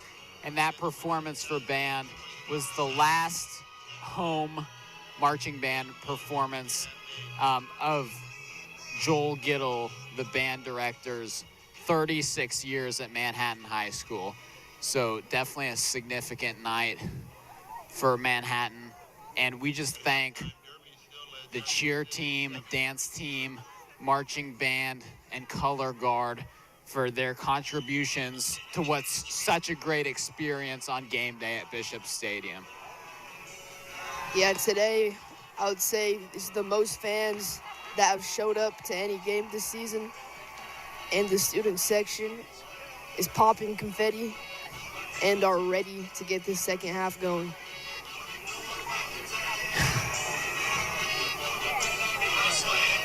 They sure are popping confetti. Already celebrating what they believe to be a win, as Manhattan High has already put the Golden Buffaloes on a running clock. And we just have over a minute until the kickoff of the second half, as the Indians already lined up to have Prescott Balderson kick it off. Southeast getting set here. Last Saturday at Rimrock in the state cross country meet, the boys team finished in 7th place, led by Wilson Western 23rd place finish. And the girls won the 6A team championship by 20 points over the 7th place team. They were led by Debbie Converse in 3rd, Dara Kane in 7th, Isla Freer in 9th, and Andy Travis in 15th. Congratulations, Coach Susan Bargaris and the Manhattan High Cross Country coaches this season for an outstanding team. Starts the second half. Manhattan will kick off. Number 96, Prescott Balderson. Max returns for Southeast. Number 15, Tyson Williams. And number 17, William O'Barr. That looks like number 64, Tristan Lucht, for the Indians, gets the kickoff. Balderson has kicked pretty much the whole season, but Lucht looks like they're getting a kick in to start this second half of a running clock. Looking back to that first half, they punted on every one of their possessions. What adjustments do you think they are going to make going into the second half? You tell me. Well, I think they just need to establish a little more of a quick pass game, make a little more easy passes, get more confidence with O'Barr, and then just go from there. The Indians received the first half kick, so Southeast going to start off the second half here on the 32-yard line for 1st and 10.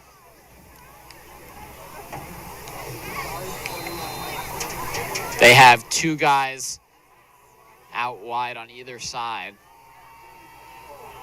and it'll be a short carry for about a yard.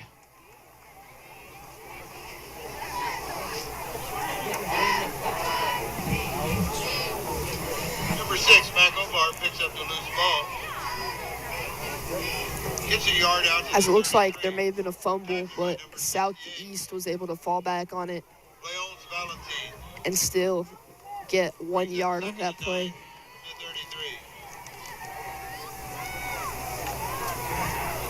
33. A lot of the second string or third string players are in the game right now for the Indians, who have a 45-point lead here.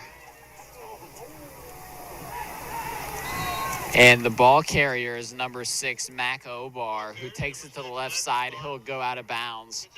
And there is 10 minutes left as the clock continues to run. And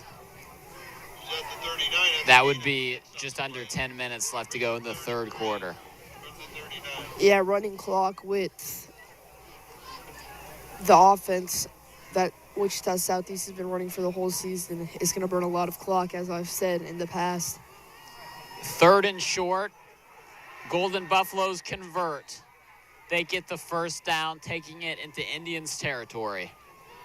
Yeah, first time we've really seen them establish some sort of run greater than 10 yards, which is a positive for them. For gain of 15. He's tackled there by number 4, Cody Kemp, and number 34, Caleb Van Horn. That's a first down for Wichita Southeast. 1st and 10. 9 minutes left to go in the third quarter. 1st and 10 from the 47. O'Barr passes it out to the right,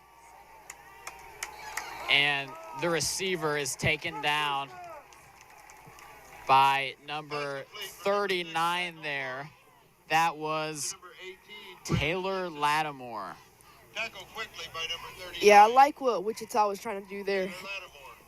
A screen play, but trying to get a little more confidence with their quarterback so he can maybe complete a little more passes down the field.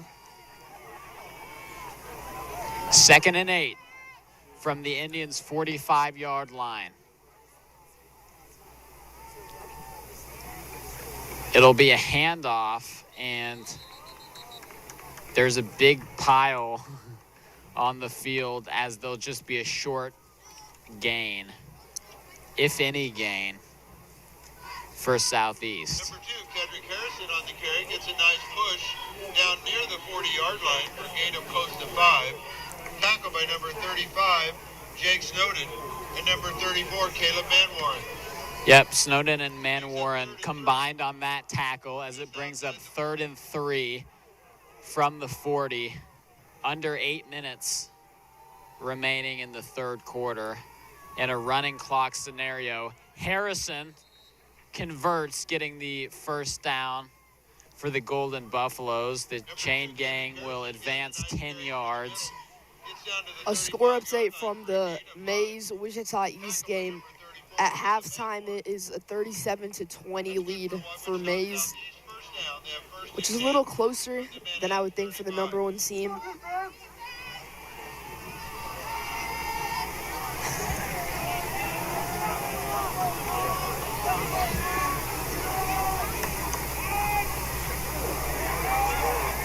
And it'll be close to the first down, and that will move the chains, getting just enough to move the orange signs here, as the Golden Buffaloes will have the ball now at the 25-yard line. Yeah, this has probably been their most put-together drive so far this game. They're really getting the run game going. Kendrick Harrison has put together a few shifty runs, and they're almost in the red zone. Low snap picked up by Obar. He tries to do what he can with it, but gets just one.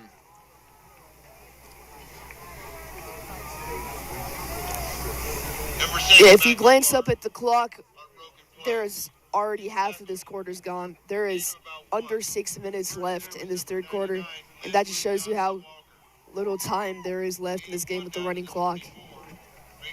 But any scoring here will stop that running clock and give Wichita Southeast maybe a little more chance to get a few more points on the board.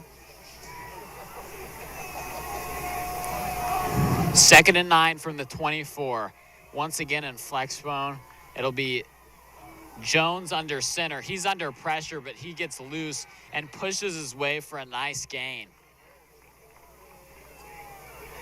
And number 12, Gino Jones, takes the busted play and gets around the left side for positive yardage. Yeah, Gino Jones is another one of those athletic, strong, tough quarterbacks for Wichita Southeast, and a lot of those quarterbacks have the scrambling ability, as we just saw there, and the ability to scramble and get those extra yardage is really important, and they do it there. 3rd and 3 on the 18. Jones in the game at quarterback, under center, takes the snap in his hands, runs out to the left, puts his helmet down. Did the ball come out? Yeah, the ball came out when he was falling and reaching for that pylon. I believe it was. The ball comes loose on the carry, but Wichita Southeast falls on it. Kind of risky to extend that arm. Yeah, Brecken Chris Funk was the one that caused the fumble when he extended that arm, which forces them into a 4th and manageable situation, which is a must-go in this third quarter.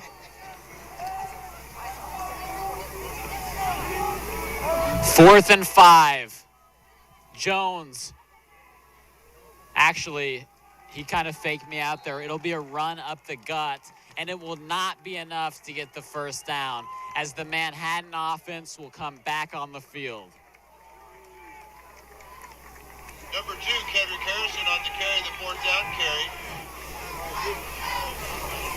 Gets down to the 16-yard line, but that's just a yard short of a first down. Yeah, that drive ate up almost all of this clock in the third quarter. There's only about 3.5 minutes left.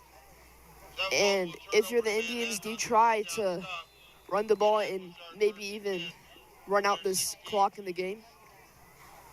That was a really long drive, as James Clanderman's in at quarterback for the first time this game.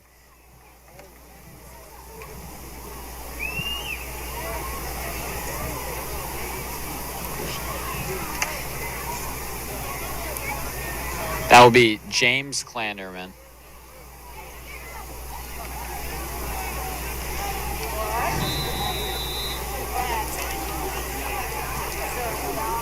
Penalty against the defense. Moves the ball out to the 22-yard line. So James Clanderman in shotgun. It'll be a handoff to Massenberg. He stays on his feet and will get a nice gain. Okay, number 10. And that is enough to move the chains. Yeah, look for a lot of plays down the middle. Just staying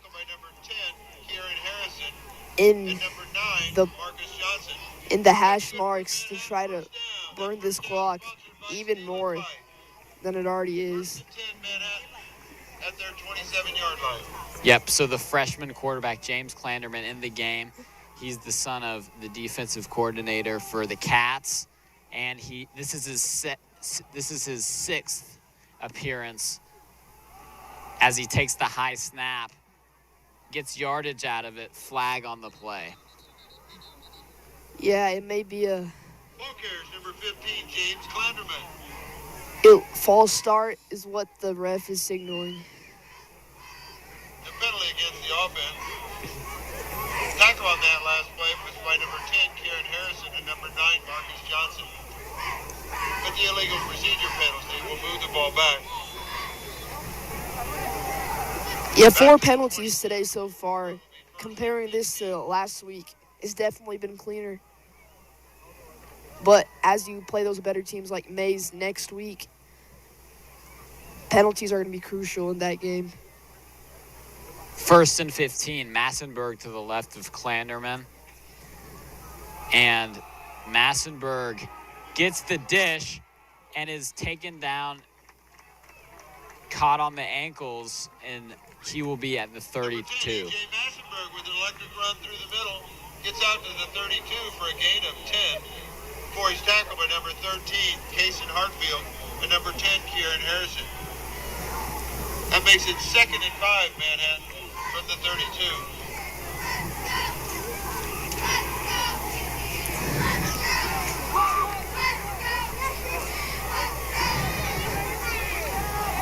Second and 5 with 30 seconds left in the third quarter. That'll be a late pitch over to Massenberg and a tackle for a loss. Man, at the very last second, Clanderman decided to pull the trigger, and it was caught by Massenberg, but he didn't have any time to make a play with it. Yeah, a score update from Junction City and Derby. The score is still 7-0 in favor of Derby with 8 minutes left to go in the third quarter. That one is going to stay close, and it will come down to the last minute. Yeah, no scoring in that game since the first quarter.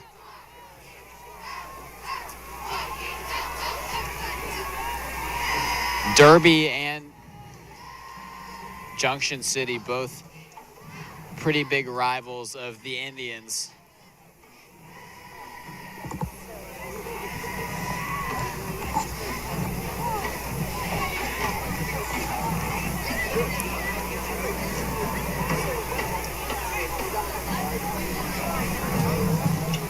Yeah, if the Indians convert this third down, it would be huge because they can just keep running this clock down longer, preventing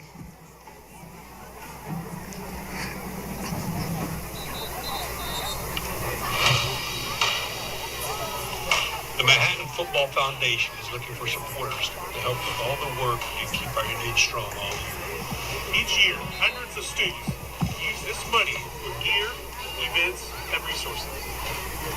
Thanks for your past and future support of Manhattan football. Our success depends on you. One way to have fun is participate in the Manhattan Football Foundation.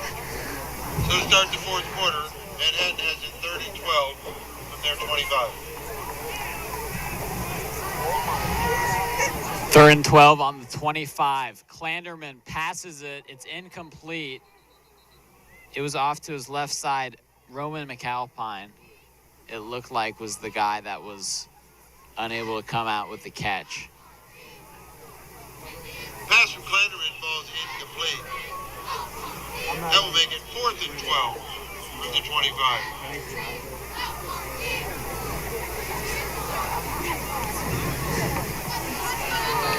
Fourth and 12 for the Indians. They're in punt formation. Back to punt, number 52, Garrison Vikander. Sorry, number 71. Jason Roberts will punt this one away. High snap. He gets it off. It bounces near the 45. Gets some nice Indians bounces and will be stagnant at the 30-yard line. Really good punt. Yeah, that ball rolled about 20 yards after going about 35, 40 yards. A net distance of about 55 yards, I believe.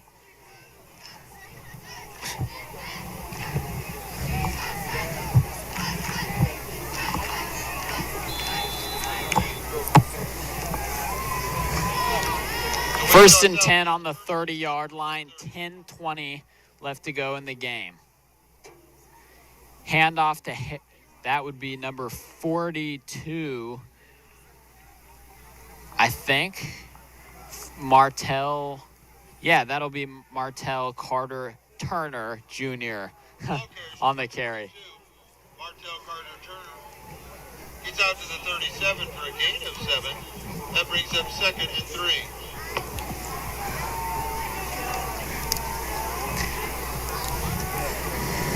Golden Buffaloes 2nd and 3. Less than 10 minutes in the game. And Carter Turner Jr. has the carry once again.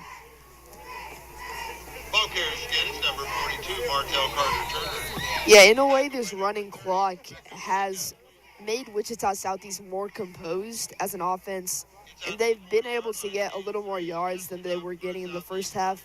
Those chunk plays have gone from 1-2 yards to maybe 5-6 yards.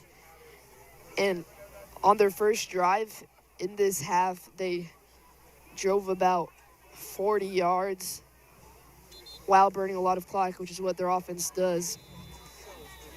And they were going to try to make the score look a little less uglier by putting another one of those drives together, and this time capitalizing at the end of it. 2nd and 3 at the 37. It'll be a handoff to Michael Cooks, who finds the edge, goes out of bounds. Looks like he got the first down. Ball carries number 0, Michael Cooks. Gets good speed around the right end. Gets out to midfield for a gain of 10. Run out of bounds by number 16, Caden Kemp. That's a first down for Southeast. 1st and 10 from the midfield.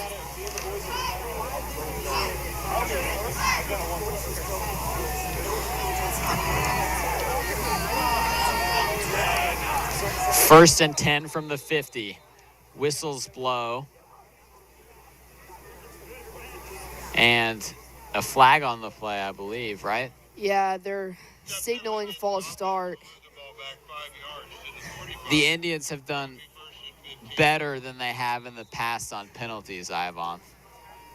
Yeah, 13 in the last game and only 4 in this game. That is a huge improvement, especially in the playoffs. They're going to need to keep that up if they're going to make a run and possibly be the champions once again. Yes, Indians have been very disciplined tonight, and they have been focused.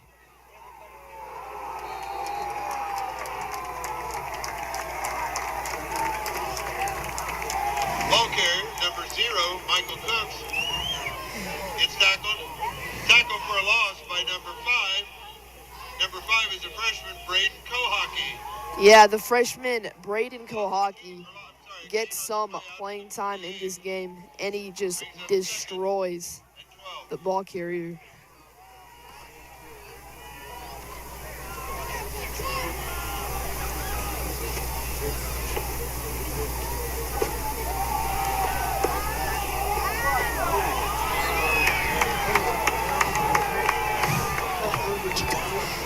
As I think Manhattan may have gotten away with a pass interference or an illegal contact penalty, as Taylor Lattimore may have grabbed the shoulder pad of the intended receiver. An update from Derby. Derby now leads Junction City 14-7. And a little more scoring in the Derby game.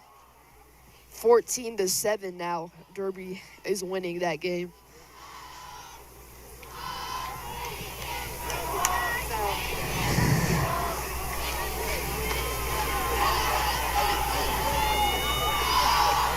That is Gino Jones. That is swarmed immediately after snapping the ball.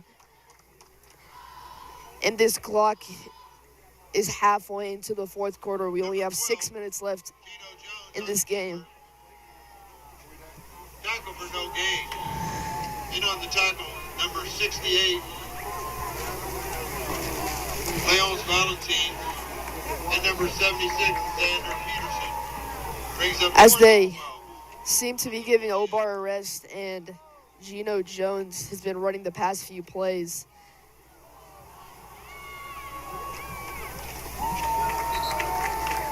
As they give it to Martell Carter Turner Jr. for a short gain. Ball carrier number 42, Martell Carter Turner, gets yardage into Manhattan territory down to the 47, but not enough for a first down. He's met there by number 38, Bodie Bush. As that was a fourth down. So Manhattan will take over. Manhattan will take over first and 10 on their 47.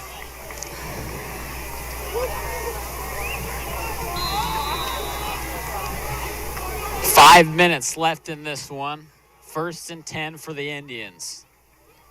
Clanderman at quarterback throws out to his right. It is incomplete. Too low for the intended receiver, number 28, Jeremiah Kennedy.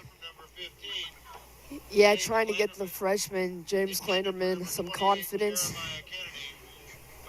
And playing one of the two freshmen that were on the varsity roster in the beginning of the season, Adonis Dunnigan and James Clanderman, as they both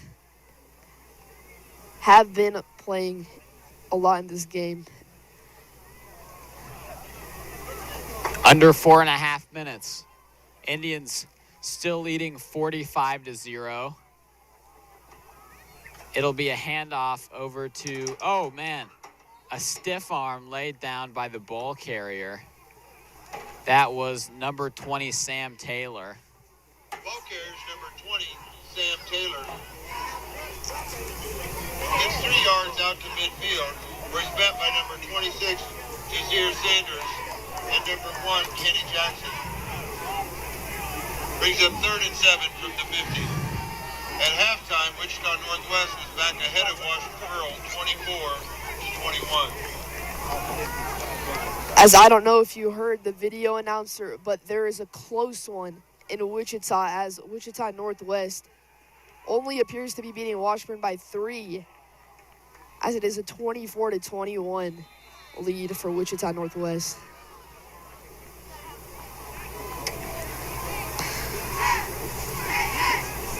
Pass complete from number 15. James Clanderman was complete out to number 28, Jeremiah Kennedy. Tackle on the play by number 31, Samaj Overton. Mays now leads Wichita 3 minutes. 37-20. So Mays is beating Wichita East 37-20. So it'll be the Indians and the Mays Eagles in the game next week. That'll be at Mays, at least as it's looking right now. Just to tell you a bit about the Indians' opponent next week, Mays. They're having a really good season this year. The only undefeated team in 6A. They've proved time and time again that they are solid. And it's the best team they've had since Avery Johnson played for Mays. Avery Johnson led the Eagles to the state championship in 2022. That would be the 5A state championship. But the year later, the Mays Eagles went up to 6A. And so they are searching for their first ever 6A championship appearance. And the Indians will be a team that will stand in their way next week in Mays. Can't wait to see that one. It'll be a heavyweight matchup. But I will say the Indians, I think, have had a tougher schedule, some tougher tests in the regular season than Mays has. Yeah, if it comes down to those last plays, the team with more composure will definitely win that game. And I think Manhattan has the edge with more experience, as they've played a lot of close games this year. One of them being against one of the best teams in 5A, Hayes. We saw a lower-scoring game that they can prove to win the close games. Tackle on the play by number 9, Bowden Aschenbrenner. So, And some of the freshmen have been moved up to this varsity squad and are getting some minutes, as the freshman Bowden Aschenbrenner made the tackle on that last play. Move the ball down to the 9-yard line, where it will be 1st and 5.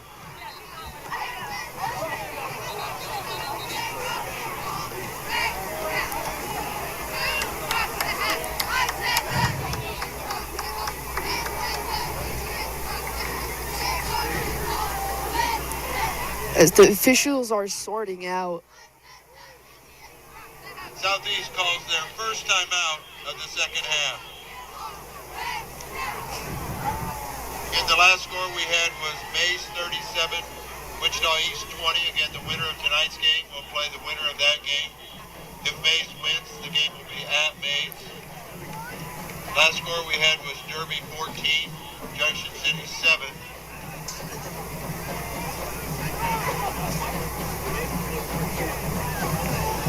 Also, after the game, we'd ask the fans to stay off of the football field and off of the track, please.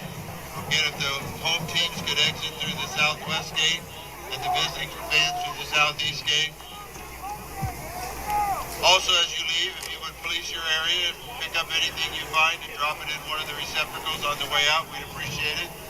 Wichita Southeast with 29 seconds to put points on the board. Their final 29 seconds of the season. It's 1st and 5 from the 9-yard line and a penalty. a third straight flag, I believe, as the Indians fans are laughing at another offside or neutral zone infraction.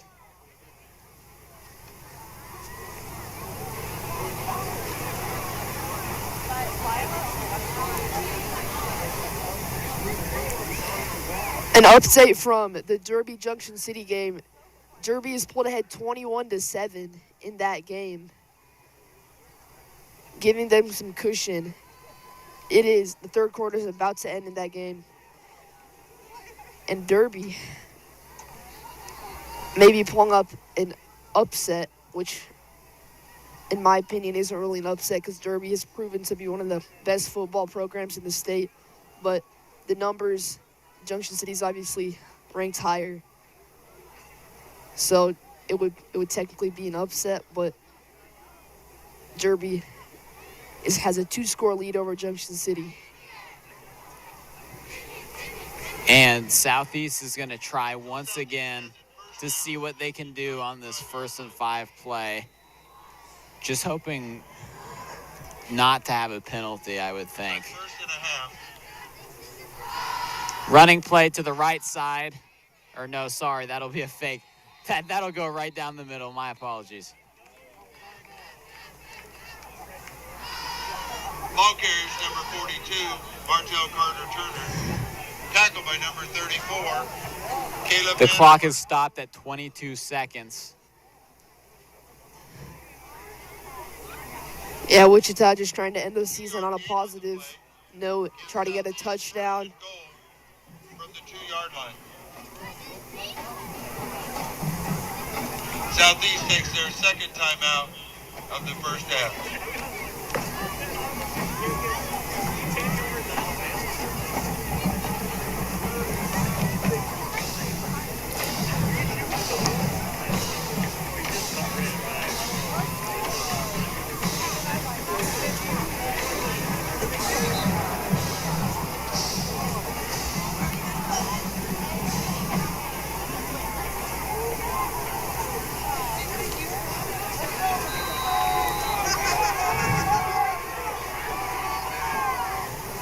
They're going to try old-fashioned tush push, but they are short again. And another timeout, which will be Wichita Southeast's last timeout of the game. Just trying to get in the end zone. Interior line holds tight, gets a yard down to the 1. Brings up 2nd and 1 from there. Wichita Southeast takes their third timeout of the second half. So Wichita Southeast is just 1 yard away from at least coming away with a little something after their long trip from Wichita. Yeah, another update in the Derby game. Derby had an opportunity for about a 27-yard field goal to pull ahead 3 scores in that game, but it was missed, giving Junction City the ball back with about 3 minutes left to go in the third. The last score we had from Mays was Mays 37, Wichita East 20.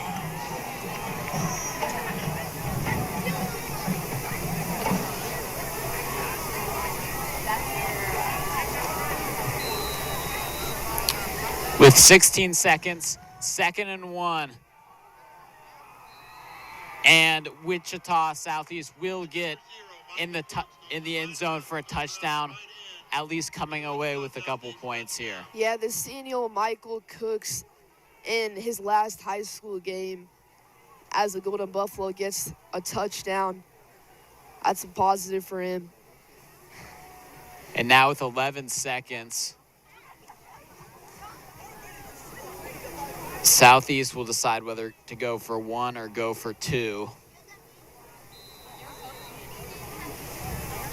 And this will prevent the third shutout of the season for the Indians, who shut out Topeka High and Washburn Rural in the last 2 games of the regular season. And this extra point will be no good. Yeah, so most likely Mays will be the next opponent for Manhattan, and that game will be in Mays. And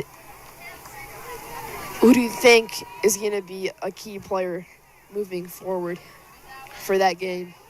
Oh, for the Indians, it's just the guys that have been producing consistently all season.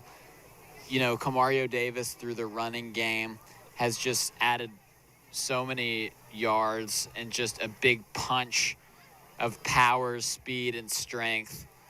And Finn Watson, I'll be really curious to see how he does. He's looked really good the past few weeks. But can he perform well against a top-tier team? We'll see. But I'll tell you this, the way that the Manhattan defense has played the last few games, I think it really gives Manhattan High an advantage.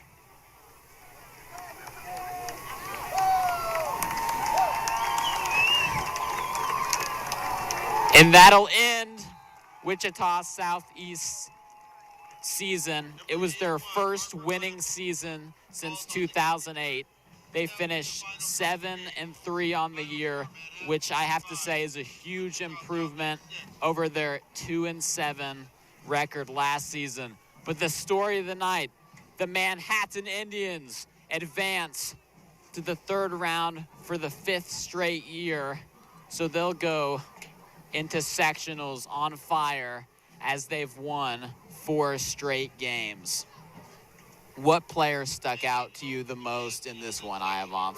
Yeah, one player that's on fire for the past few weeks is Mortensen. Joseph Mortensen 2 rushing touchdowns today. And a passing touchdown as well. Yeah, and a passing touchdown to J.J. Dunnigan. He is absolutely on fire. And if I'm Mays, I would be preparing for him next week. Not only on the offensive side of the ball, Ivanov, but his cornerback position on defense as well. So, as the Indians pose for a picture here on the 25-ish yard line, that'll be the end of our broadcast, the last football live stream of the year for us here. And